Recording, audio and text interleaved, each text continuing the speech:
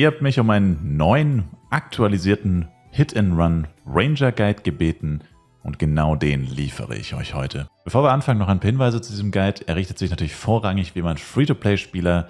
Das heißt, wir gehen von keinen Power-Ups aus, wir gehen von Low-Upgrades aus, also von keinen krassen Upgrades, und wir gehen davon aus, ihr habt keinen High-Level-Super-Support-Ringmaster mit Buffs plus 40 Decks und so weiter, die euch extrem overpowered machen, vor allem im Low-Level, sondern wir gehen vom Standardfall aus, ihr habt all diese Dinge nicht. Außerdem gehen wir auch davon aus, ihr seid schon Level 60 Akrobat. Das heißt, falls ihr Hilfe bei Akrobat noch braucht oder so, dann habe ich da auch Akrobat-Guides, die euch da helfen können. Links dazu sind in der Videobeschreibung.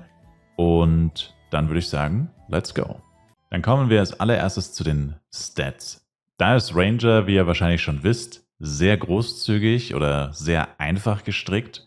Denn auch bei Hit and Run gehen wir einfach auf Full Decks. Wir wollen so viel Schaden wie möglich machen. Hit and Run ist ja sowieso darauf basiert, extrem viel Schaden, und da man ja eigentlich probiert, nicht gehittet zu werden oder wenig gehittet zu werden, braucht man keinerlei defensiven Werte. Deswegen alles auf Schaden und entsprechend Full Decks. Wenn wir zu den Skills von Ranger kommen, ist es ein bisschen anders als bei anderen Klassen, denn eher so wie bei Elementor sind tatsächlich sehr viele Skills für Hit and Run Ranger und Ranger im Allgemeinen relevant, auch Akrobaten-Skills noch. Deswegen fangen wir mal an. Also ich würde sagen, wir starten hier oben. Fast Walker ist extrem wichtig für euch. Das ist so das Grundhandwerkszeug für einen Hit-and-Run-Ranger. Ich meine, ist irgendwie naheliegend, denke ich mal. Geschwindigkeit plus 30, hält 25 Sekunden, 25 Sekunden Cooldown. Bedeutet, ihr könnt es auf Cooldown spammen, also immer wenn es abläuft, direkt wieder aktivieren und immer aktiv haben, weil das euch einfach die entsprechend, also das braucht ihr, sonst funktioniert Hit-and-Run eigentlich nicht wirklich oder halt extrem schlecht. Dark Illo braucht ihr nicht wirklich. Das wäre jetzt so ein Ding für Notfallsituationen, wenn ihr merkt, oh Mist, ich habe einen Fehler gemacht, vielleicht kann ich noch schnell Dark Illo machen, bevor ich sterbe oder so. Wird so gut wie niemals zum Einsatz kommen, ist für PvE eigentlich in der Regel nicht so bedeutend, zumindest nicht zum Leveln.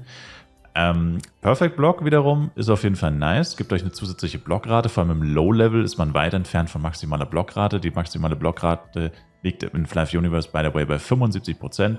Das heißt, vor allem im Low-Level ist hier Perfect Block schon ganz nice, weil wenn man eben doch mal gehittet wird, je mehr Block man hat, desto bessere Chancen hat man, dass man, obwohl man einen Fehler gemacht hat, nicht stirbt. Also ist auf jeden Fall vorteilhaft. Jetzt nicht extrem wichtig, dass man es unbedingt hat, aber wie gesagt, vorteilhaft. Bow Mastery, super wichtig, erhöht einfach unseren Schaden. Warum sollten wir das nicht machen? Auch wenn es nur geringfügig ist. Trotzdem, es ist einfach Grundschaden, den wir brauchen als Ranger. Und dann bei den Akro-Skills sind wir bei Arrow Rain auch schon am Ende. Arrow Rain Level 20 ist eine Skill, die wir bei Hit and Run jetzt nicht ultra häufig einsetzen werden oder nicht primär einsetzen werden, aber den man in seine Rotation auf jeden Fall einbauen kann. Und wenn man das tut, dann braucht man ihn natürlich auch auf Level 20. Genau. Jetzt wird es aber erst richtig interessant oder jetzt wird es extrem relevant, abgesehen von Fast Walker natürlich. Kommen jetzt die Skills, die wir wirklich die ganze Zeit benutzen. Also Bow Mastery zum Beispiel ist ja sowieso eine Mastery-Skill, den benutzen wir niemals, der aktiviert sich von alleine.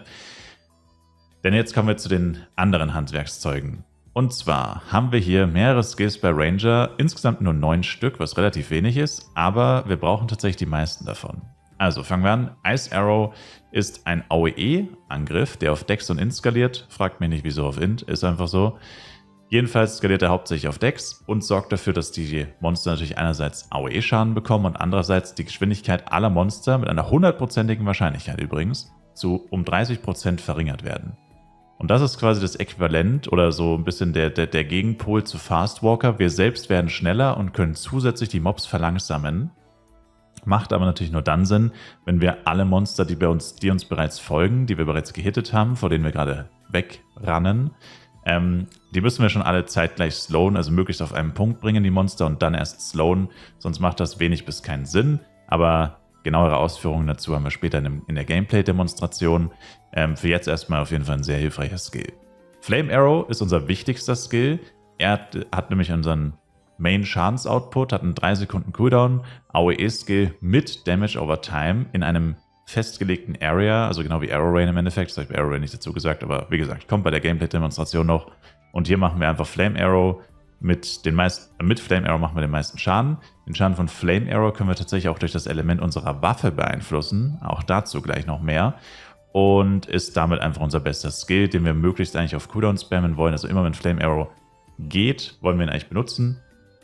Nur wenn er auf Cooldown ist, würden wir zum Beispiel auch auf Arrow Rain und zusätzlich Ice Arrow eben zurückgreifen. Nicht nur um die Monster zu slowen, Ice Arrow, sondern auch um zusätzlich noch Schaden zu machen, wenn Flame Arrow auf Cooldown ist. Und ja, das ist eigentlich hier so das Grundzeug. Das sind die wichtigsten beiden Skills eigentlich, Ice Arrow und Flame Arrow. Dann Fast Shot braucht man theoretisch nicht unbedingt als Hit-and-Run-Ranger. Ich meine, warum sollte man es nicht benutzen? Es ist einfach Crit-Rate plus 20 und Blockdurchdringung. Das heißt, wenn ihr die Monster pullt, was ihr grundsätzlich wahrscheinlich überwiegend mit Auto-Attacks machen werdet, dann ja, ist es nicht schlecht. Es schadet auf jeden Fall nicht, aber es ist jetzt nicht so super wichtig. Geht so in Richtung Perfect Block. Warum nicht machen, wenn man es haben kann? Man braucht es nicht zwingend, aber ja, ich meine, Perfect Block ist besser, davon mal abgesehen. Dann Piercing Arrow ist auch ein AOE-Skill tatsächlich. Also ihr merkt schon, dass, wie gesagt, das, was ich gesagt habe, eigentlich sind alle Skills bei Ranger mehr oder weniger oder die meisten relevant. Piercing Arrow ist ein AOE-Skill, der meiner Meinung nach nicht so gut ist. Also ich benutze ihn persönlich gar nicht. Ich werde ihn später auch mal demonstrieren vielleicht.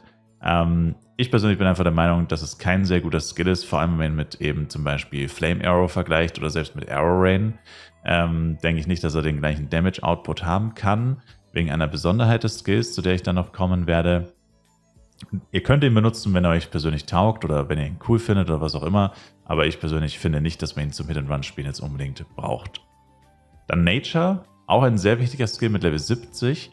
Der ist tatsächlich wieder ein Self-Buff, den man aktivieren muss, also wie Fast Shot. Diesmal gibt er uns aber Magieverteidigung, was uns ehrlich gesagt nicht wirklich was bringt, aber er gibt uns vor allem Bogenreichweite plus 20%. Das bedeutet, ab Level 70 haben wir eine höhere Reichweite, können die Monster also von noch weiter entfernt angreifen, was uns einen zusätzlichen Vorteil beim Hit-and-Run-Spielen verschafft, was auf jeden Fall auch sehr hilfreich und nice ist. Die beiden Skills brauchen wir nicht, Triple Shot und Silent Arrow, die können wir ignorieren. Und dann auf Level 100 kommt noch der neue Skill. Ich glaube auf Englisch heißt er Boom Burst, bin mir nicht mehr sicher, ich spiele die ganze Zeit auf Deutsch. Aber jetzt heißt er auf Deutsch Bum Bum. Keine Ahnung warum, vielleicht eine Anlehnung an South Park mit der Bum Bum in der Sum Sum. Aber auf jeden Fall, keine Ahnung, warum die den so genannt haben. Jedenfalls auch das ist ein AOE-Skill, also Ranger hat extrem viele AOE-Skills. Und macht aber wenig Schaden, also man sieht schon, Deck-Skalierung gerade mal 3.1, Basisschaden 25 bis 27, sieht aus wie ein Level 20 Akrobaten-Skill gefühlt von den Schadenswerten her, hat auch einen sehr langen Cooldown von 18 Sekunden.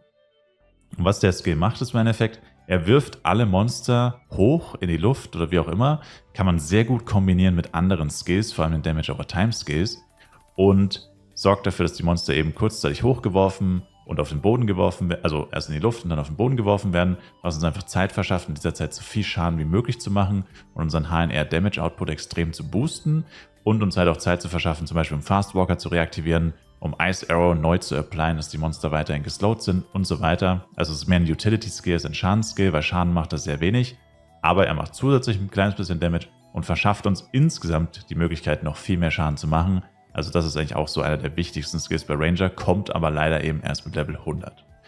Wenn es jetzt um Skillpunkte geht, solltet ihr bei Ranger eigentlich keine großartigen Probleme haben. Also ich habe es ja hier im Endeffekt schon demonstriert, was man skillen kann. Also im Endeffekt könnt ihr einfach das kopieren, was ich habe und ihr solltet eigentlich keine Skillpunkte-Probleme haben. Solltet ihr doch selber durchrechnen oder selber schon geskillt haben und habt aber noch einen Reskill und denkt euch, okay, ich habe irgendwie doch nicht genug Skillpunkte. Was ihr auf jeden Fall vernachlässigen könnt, ist Dark Illo, nur so hoch machen wie nötig. Dann diese ganzen Skills hier unten, Junk Arrow, Silent Shot, Aimed Shot und Auto Shot, alle unwichtig, nur so hoch wie nötig. Dann, wie gesagt, Ice Arrow, Flame Arrow, Top Priority, Poison Arrow nur so hoch wie nötig, Fast Shot erstmal nur so hoch wie nötig, braucht ihr nicht unbedingt. Piercing Arrow würde ich, wie gesagt, ganz auslassen, vor allem am Anfang. Nature wichtig, auf jeden Fall mitnehmen und Boom Burst natürlich auch, aber spätestens auf Level 100 könnt ihr wahrscheinlich alles maxen. Ihr seht, ich bin Level 146 und habe noch 231 Skillpunkte übrig. Ich könnte literally jeden Skill maxen, hätte immer noch Skillpunkte übrig wahrscheinlich. Also Ranger ist da zum Glück, Akrobat / Ranger, hat eigentlich keine Skillpunkte-Probleme. Den Cloak, den ihr haben wollt, ist logischerweise ein Dex-Cloak. Wir sind Full Dex, gehen nur auf Schaden, wollen so viel Dex wie möglich haben. Das heißt, wir benutzen den Cloak of Precision, also Dex-Cloak. Beim Pet ist es ein bisschen tricky. HNR Ranger basiert ja wie gesagt auf Dex. Das heißt, wir haben mehrere Pets zur Auswahl, die wir theoretisch nehmen könnten. Also wir haben einmal den Jackalope, den Hasen, der gibt Dex. Theoretisch auch der Bahamut, der gibt der ATK. Also auch das wäre eine Möglichkeit. Wir könnten auch das Nightmare tatsächlich nehmen für ein bisschen HP. falls man ein bisschen mehr den Battle HNR Ranger vielleicht spielen will. Es gibt keine wirkliche Bezeichnung dafür. Kann ich euch auch später noch vielleicht ein bisschen zeigen, also wie ich spiele, wo so ein HP-Pad eventuell tatsächlich ein bisschen von Vorteil sein könnte. Wer mehr das Risiko liebt, sage ich mal. Aber der Standard HNR Ranger würde wahrscheinlich zum Dex-Pad greifen. Hat auch einen hilfreichen Grace-Effekt tatsächlich. Also wenn man Low-Level-Dex-Pads benutzt, zum Beispiel Reroll-Pads und denen ihre Energie verbraucht, fürs Gracen könnte man theoretisch machen. Würde ich jetzt nicht unbedingt empfehlen, ist relativ teuer. Aber der Grace vom Jackalope ist deswegen interessant, weil er uns eben Geschwindigkeit gibt. Das heißt, das Main-Attribut vom Jackalope Dex erhöht unseren Schaden und der Grace gibt uns Speed, was natürlich für den Run Ranger äußerst hilfreich ist, aber es kostet auf Dauer zu viel Geld. Also einen Hasen würde ich grundsätzlich dann trotzdem fürs Main-Attribut nehmen und nicht unbedingt fürs Gracen. Aber Dex, Schaden, bestes Pad. Zum Schmuck ist es ganz einfach. Wir nehmen Dex Ringe, zusätzliche Schadens-Ohrringe, also Mightier oder Demois. Ich würde persönlich Mightiers +1, Dexions +1 empfehlen und eine HP-Necklace. Ich habe hier die Puran-Necklace. Man kann am Anfang auch eine MP-Necklace nehmen, wenn man mit MP-Verbrauch und Refreshern ein bisschen struggelt.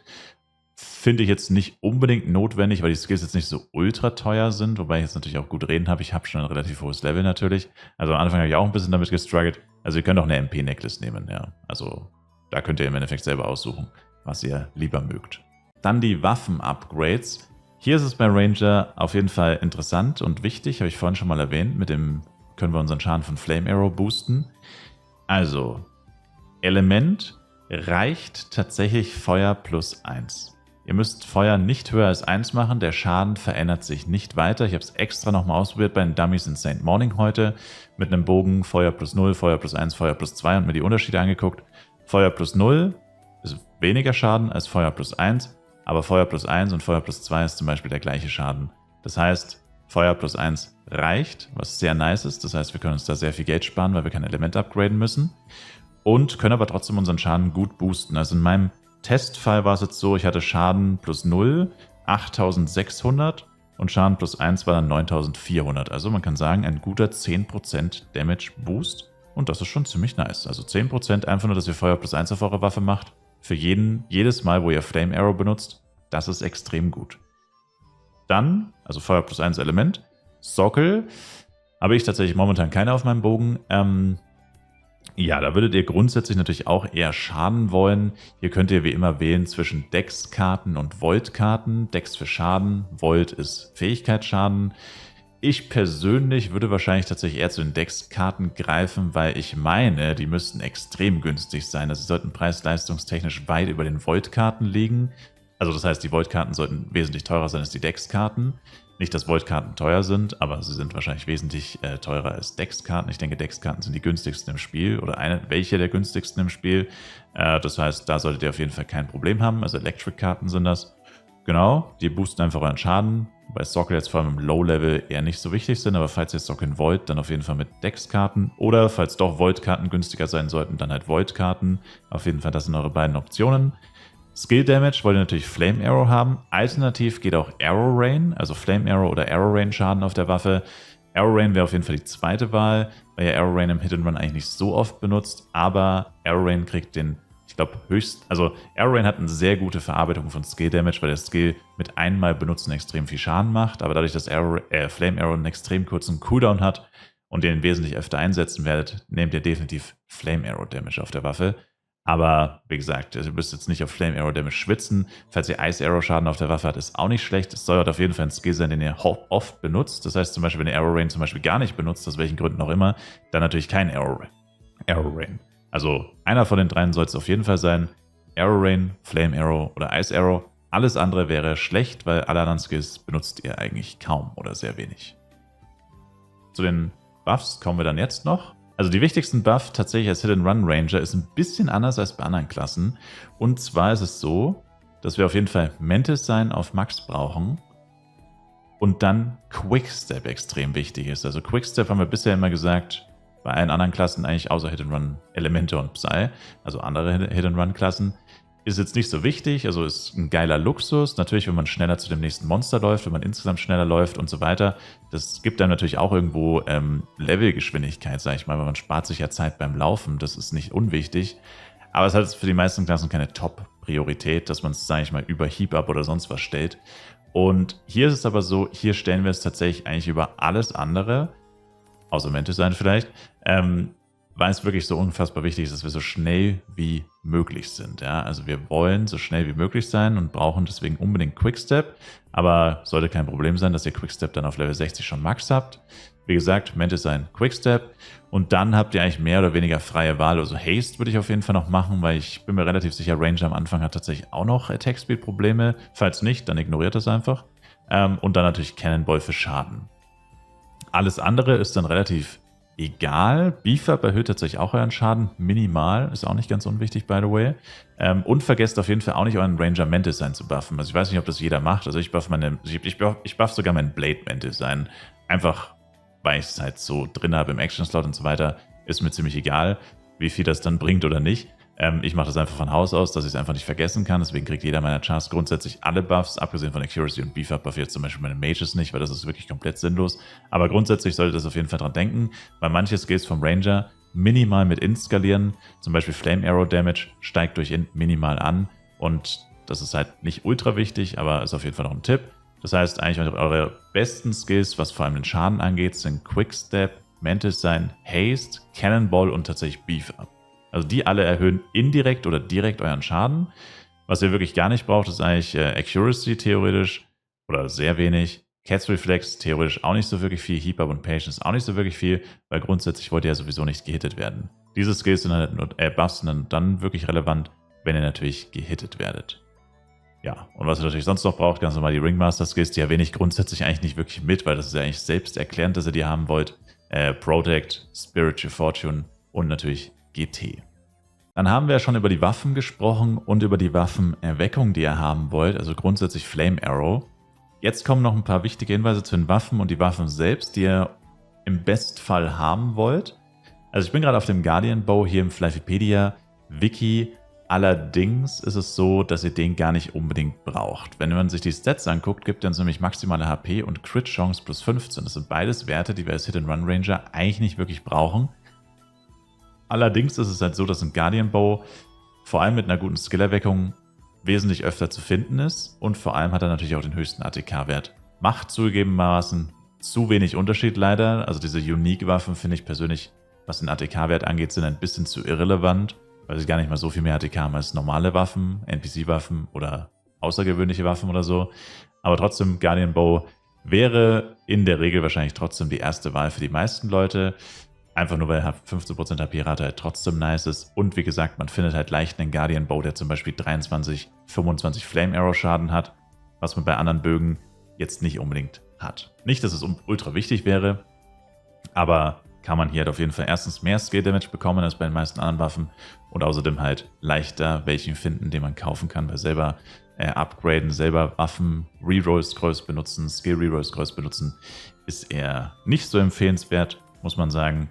Die billige Alternative, die aber wirklich auch sehr gut ist, ist eben hier der Rory-Pull Bow. Wie schon gesagt, ATK-Wert unterscheidet sich nur minimal, was echt ein bisschen schade ist eigentlich für den G-Bow, aber egal. Und der gibt uns hier 5 Dex und 10 Attack Speed. Die Attack Speed sind wahrscheinlich nicht so wirklich relevant oder sollten nicht wirklich relevant sein, aber er gibt uns 5 Dex. Dex erhöht unseren Schaden als Hit-and-Run Ranger. Alle unsere Skills skalieren mit Dex, die wir benutzen. Von dem her direkter Schadensinput, zwar nur um 5, was natürlich auch extrem wenig ist, aber besser als nichts. Aber hier wäre halt vor allem wichtig, dass da auf dem Rory-Pull Bow dann, wie vorhin schon gesagt, eben Skill Damage drauf ist, den wir brauchen. Gut wäre halt vor allem Flame Arrow Damage. Alternativ geht auch jeder x-beliebige NPC-Bogen.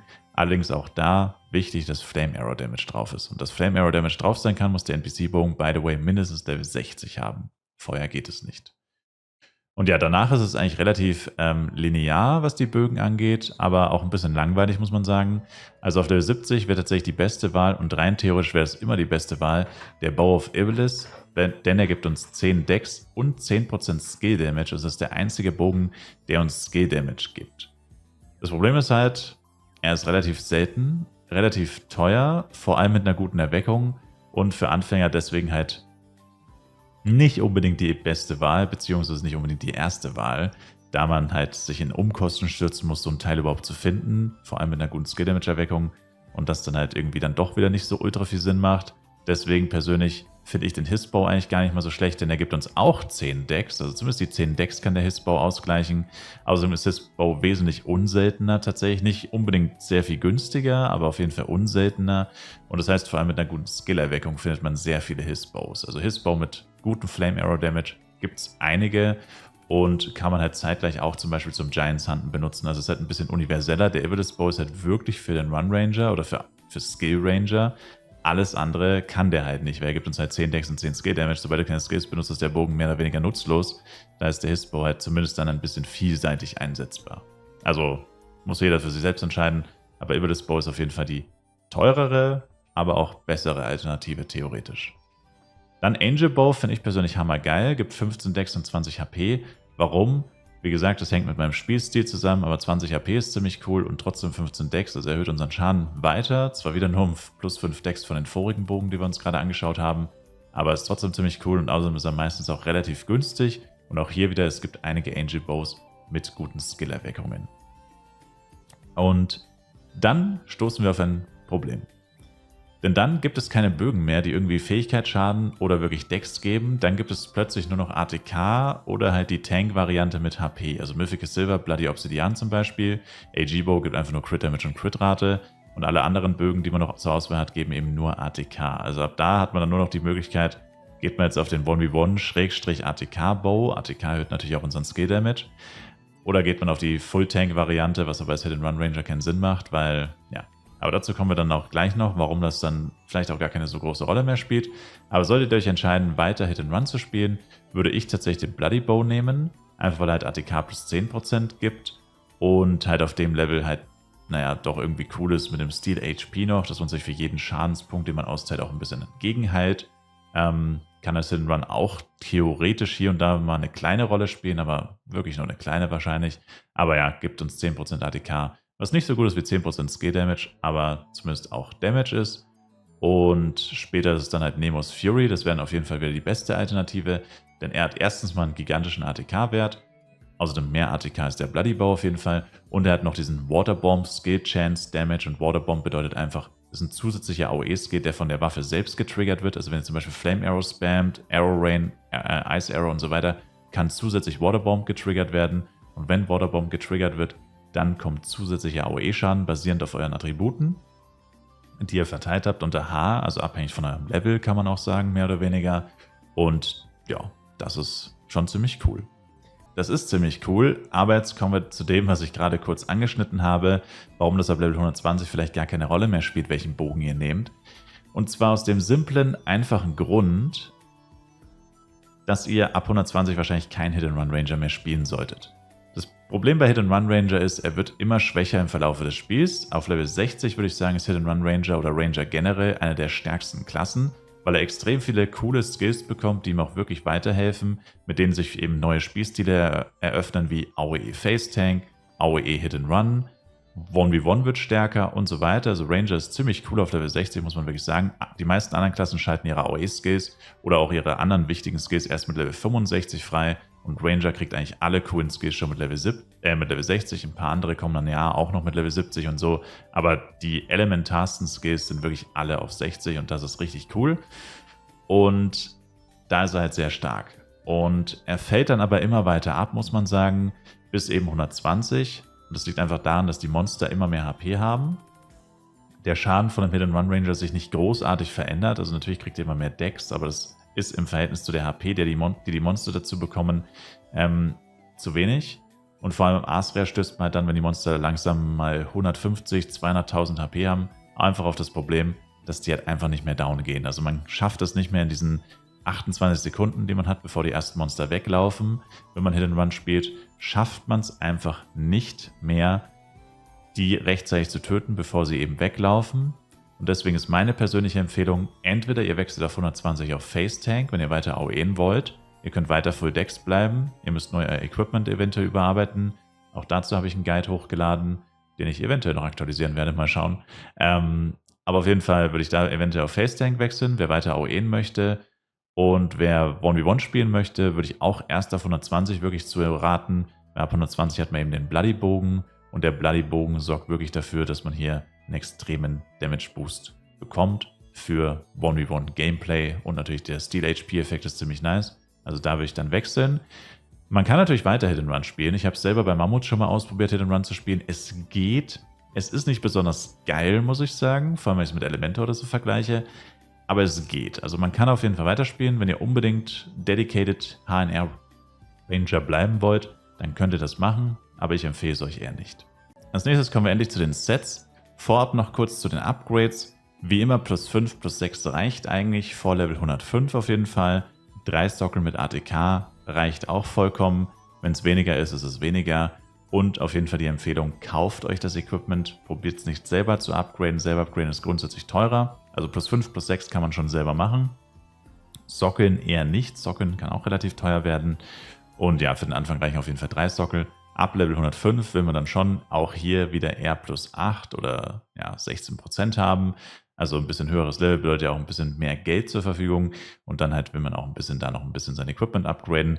Aber auch da ist es nicht so schlimm. Als Hit-and-Run-Klasse kann man grundsätzlich auch mit 3 Sockeln und Set plus 5 easy bis 120 spielen. Ist gar kein großes Problem. Zu den Sets selber wird es jetzt sehr abenteuerlich, sehr spektakulär. Finde ich eigentlich richtig cool. Da habe ich schon so lange nicht mehr dran gedacht, weil es echt ewig her ist, seit ich das jetzt mal Ranger gespielt habe und vor allem einen neuen Ranger. Das ist fast 2 Jahre her mittlerweile oder über 1,5 Jahre. Da kann man wieder ein bisschen in seinem Zauberkistchen kramen, was man da so für Geheimnisse entdeckt. Und ja, die bestmögliche Kombination tatsächlich für Ranger auf Level 60, für Hit-and-Run Ranger auf Level 60 ist ein zweiteiliges Wrap-Run-Set. Vorzugsweise wahrscheinlich Gauns und Suit, weil sie den höchsten Death-Wert haben und wahrscheinlich auch am günstigsten sind. Muss man aber auch erstmal finden tatsächlich. Zweiteiliges Wrap-Run-Set, warum? Gibt uns 7 Decks. Dex erhöht unseren Schaden.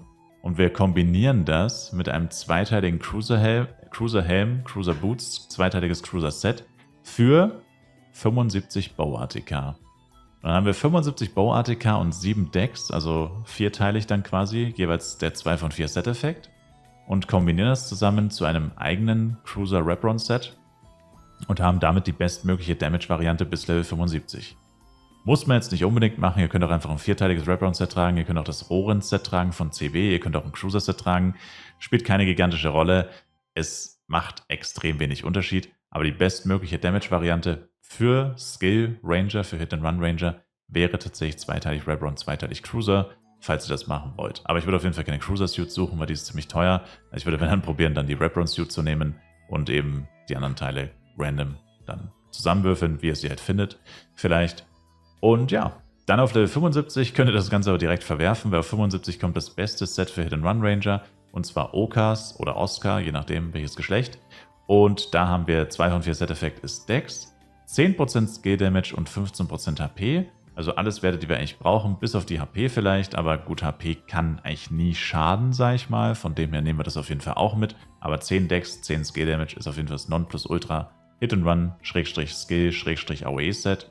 Und das wollen wir auf jeden Fall haben.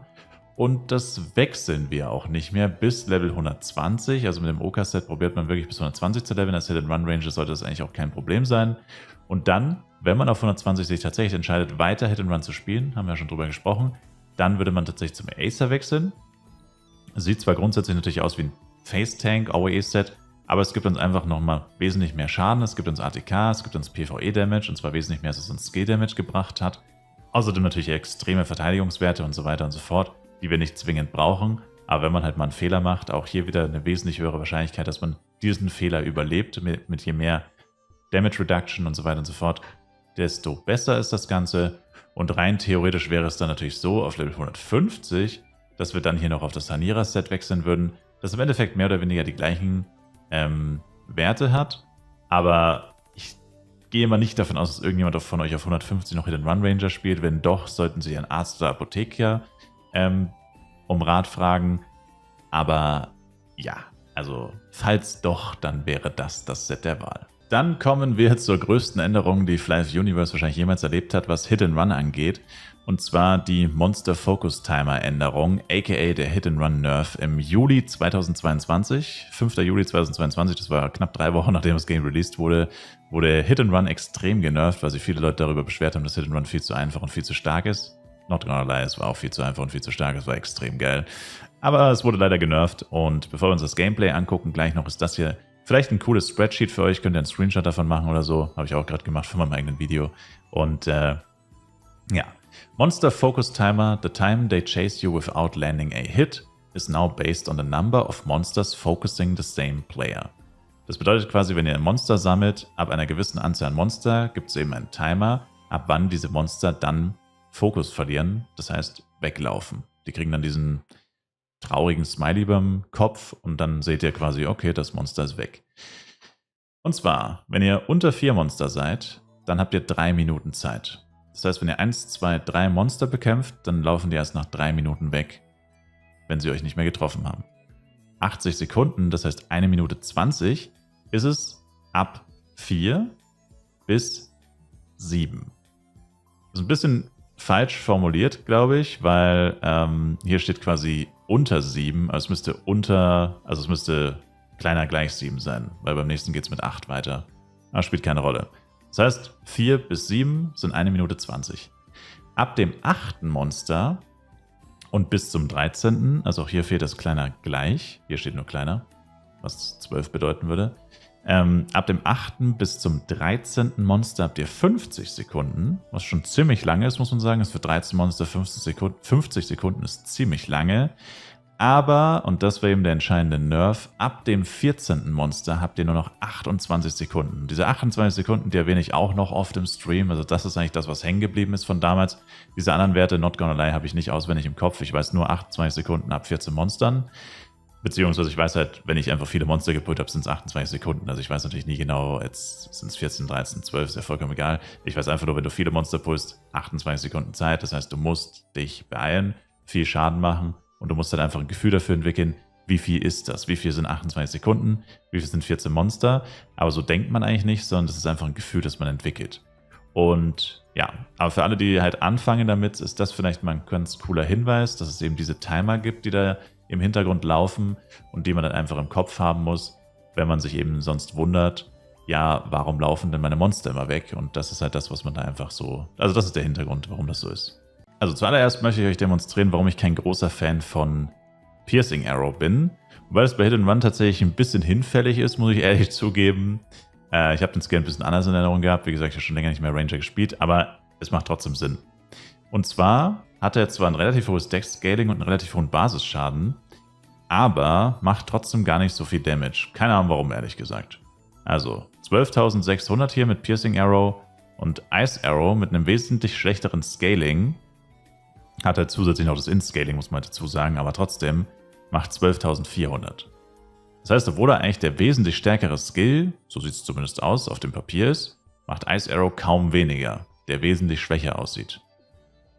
Also warum sollst du Piercing Arrow benutzen, wenn du Ice Arrow sowieso benutzen musst und der gar nicht so viel weniger Damage macht? Abgesehen davon ist dein Main Damage, und das ist das, was du vergleichst, sowieso Flame Arrow. Und Flame Arrow macht wesentlich mehr Damage als Piercing Arrow, vor allem durch den Damage over Time. Und entsprechend ist Piercing Arrow hier einfach in unserer Rotation fehl am Platz. Sogar Arrow Rain macht mehr Damage als Piercing Arrow, wenn korrekt und gut platziert, in Kombination mit Bum Bum zum Beispiel. Das heißt, für Piercing Arrow ist einfach kein Platz mehr. Wenn wir längere Cooldowns hätten und so, dann könnte man über Piercing Arrow reden. Wenn man ihn unbedingt benutzen will, dann kann man ihn auch benutzen. Aber in meiner Rotation ist kein Platz für Piercing Arrow. Deswegen war es für mich schon immer ein unwichtiger Skill. Und dann kommen wir endlich zur Demonstration des Gameplays. Hier noch ein Hinweis. Natürlich habt ihr einen extremen Vorteil davon, wenn ihr einen 10% Speedset als Hit-and-Run-Klasse habt. Das heißt, wenn ihr das Geld habt, kauft euch ein Speedset, das so gut wie möglich ist. 10% ist nicht unbedingt notwendig, also 8% reicht auch vollkommen. Ich will nicht, dass ihr euch wegen mir in Umkosten stürzt, aber es heißt halt immer wie immer, je besser, desto besser. Ja? Selbst also Geschwindigkeit plus 1 Suit, Geschwindigkeit plus 1 Boots, also 2% Speedset reicht auch. Ja? Aber je mehr, desto besser, ist einfach so. Selbst 2% kann einen kleinen merkbaren Unterschied machen. So, und was wir jetzt machen, ist im Endeffekt einfach, wir pullen hauptsächlich mit Auto-Attacks und ihr seht jetzt vielleicht schon ein bisschen, wie ich spiele. Ich demonstriere das natürlich gerade mal wieder bei Monstern, die mich jetzt nicht umbringen können, damit ich mich aufs Reden konzentrieren kann. Aber so spiele ich auch bei Monstern, die mir deutlich mehr Schaden machen. Also ich persönlich habe kein Problem damit und hatte ich noch nie. Das könnt ihr euch auch in meinen alten Livestreams, Gameplays angucken. Also ich habe tonnenweise Hit-and-Run, Ranger, Streams und Content hochgeladen. Müsst ihr eigentlich einfach nur auf meinem Channel eingeben bei der Suche, da müsst ihr tonnenweise Zeug finden. So habe ich schon immer gespielt. Und warum ich so spiele, ist halt einfach der Grund, weil ich halt mit Ranger, also ich rede jetzt mal, das ist jetzt keine Demonstration, das sind Run-Gameplays. Warum ich so spiele, ist einfach deswegen, weil man als Ranger halt eine sehr hohe Blockrate hat und 1, 2 Hits einen eigentlich nie umbringen können, normalerweise. Ich meine, es kommt natürlich auch immer auf die Situation an, bei welchen Monstern seid ihr, bla bla bla. Das ist von vielen verschiedenen Faktoren auf jeden Fall abhängig. Aber in meinem Fall war es halt eigentlich immer so, vor allem mit Angel Boulder noch mit 20% HP extra und Okaset HP extra und so. 1, 2 Monster waren nie ein Problem, die konnte man immer easy tanken, da man sowieso meistens geblockt hat oder ausgewichen ist, das Monster dann quasi gar nicht getroffen hat und man das einfach ignorieren konnte. Und das ist halt so das, wo ich mir immer dachte, ja gut, dann brauche ich ja jetzt auch nicht unbedingt jedem Agro ausweichen, als würde er mich jetzt gleich umbringen. Ich bin ja kein Elementor, ich bin ja kein Magier, der sofort umfällt, wenn man ihn anhustet, sondern ich habe sehr hohe Blockrate, ich habe in jedem meiner Equipment-Teile ab einem gewissen Level irgendwo auch HP und Verteidigung drin sozusagen, also kann ich auch easy mal ein paar Hits tanken. Und das ist aber Ansichtssache, also viele Leute haben da auch immer gesagt, ja warum spielst du so, macht eigentlich keinen Sinn, du bist doch Hit and Run, musst doch immer ausweichen. Aber ich habe jetzt so gespielt. Genau. So, jetzt aber zur richtigen Demonstration. Also, die Skills, die wir brauchen, wie gesagt, Nature, Perfect Block nicht schlecht, in meinem Fall ist tatsächlich gerade unwichtig und wie gesagt, Fast Walk auf Cooldown. Dann pullt ihr die Monster mit Auto-Attacks, wie gesagt, entweder ihr lasst euch hitten oder nicht hitten beim Pullen von einzelnen Monstern, das ist euch überlassen. Da muss man immer darauf achten, dass man seinen Charakter nicht aus den Augen verliert und nicht plötzlich mal von 5 Monstern gehittet wurde oder wird, weil man es halt ja, irgendwie vergessen hat oder so. Einzelne, manchmal 2, 3 Mobs kann man normalerweise, wie gesagt, ohne große Probleme tanken. Dann pullt ihr eine Weile und was ihr dann macht, ist folgendes. Ihr wollt die Monster, wie gesagt, möglichst auf einen Punkt bringen. Das funktioniert mal besser, mal schlechter. Dann macht ihr Ice Arrow. Jetzt ist mein Fast Walker abgelaufen, das heißt, ich muss Fast Walker noch reaktivieren. Dann macht ihr irgendwann Bum Bum. Und dann wollt ihr möglichst Arrow Rain und oder Flame Arrow vorher schon oder direkt nach Bum Bum aktivieren, dass die Monster so lange wie möglich in dem Damage over Time von Flame Arrow oder auch gegebenenfalls zusätzlich Arrow Rain stehen. Also die ideale Combo wäre quasi, die Monster sind geslowt, ich mache Flame Arrow, Instant Bum Bum, into Arrow Rain, into Flame Arrow. Jetzt sind wir natürlich meine MP leer gegangen. Und dann habt ihr es gerade schon gesehen, ich meine, Damage ist natürlich ein bisschen katastrophal. Erstens habe ich Wasser auf dem Bogen, das heißt, ich habe keinen zusätzlichen Schaden für Flame Arrow. Zweitens waren es gerade gleich auch ein bisschen zu viele Monster, die wir schon zu lange gepullt hatten. Und ja, brauchen wir jetzt keine Ausreden suchen. Aber ihr habt schon gesehen, das funktioniert eigentlich ganz gut. Vor allem ab Level 100 ist das eure Combo. Vor Level 100 ist es im Endeffekt die gleiche Combo. Ihr habt halt einfach keinen Bum-Bum. Das heißt, ihr slowt die Monster nur mit Ice Arrow und macht dann abwechselnd Flame Arrow, gegebenenfalls Arrow Rain, aber vor allem Flame Arrow und eben immer wieder Ice Arrow und Fast Walker und rotiert einfach eure Skills durch. Wichtig ist halt immer, ihr seid immer schneller durch Fast Walker, die Monster sind immer langsamer durch Ice Arrow und euer Hauptschaden kommt von Flame Arrow. Das heißt, Flame Arrow, selbst wenn die Monster Wasser sind, vollkommen egal, immer so oft Flame Arrow benutzen wie irgendwie möglich. Daher kommt euer Schaden. Also ich demonstriere es jetzt nochmal. Flame Arrow, Bum Bum, Arrow Rain. Oh, ich habe kein Ice Arrow gemacht, aber egal. Funktioniert auch ohne Ice Arrow erstaunlich gut.